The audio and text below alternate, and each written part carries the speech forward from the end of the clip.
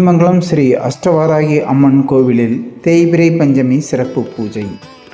தருமபுரி மாவட்டம் காரிமங்கலம் அடுத்த கெரகோடலி தானப்பகவுண்டர் மெட்ரிக் பள்ளி வளாகத்தில் அமைந்துள்ள ஸ்ரீ அஷ்டவாராகி அம்மன் கோவிலில் தேய்பிறை பஞ்சமியை முன்னிட்டு சிறப்பு ஹோமம், மகா அபிஷேகம், அலங்காரம், மகா தீபாராதனை நடந்தது. இதில் ஏராளமான பக்தர்கள் கலந்து கொண்டு தேங்காய் தீபம் ஏற்றி நேர்த்திக்கடன் செலுத்தினர்.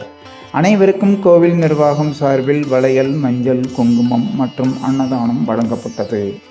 ஏற்பாடுகளை பள்ளி தலைவர் KP அன்பழகன் MLA, தாளாளர் மல்லிகா அன்பழகன், முதன்மை நிர்வாக இயக்குனர் வித்யா ரவிசங்கர், நிர்வாக அலுவலர் தனபால், அர்ச்சகர் நீலகண்ட சாஸ்திரி மற்றும் பள்ளி நிர்வாகத்தினர் செய்திருந்தனர்.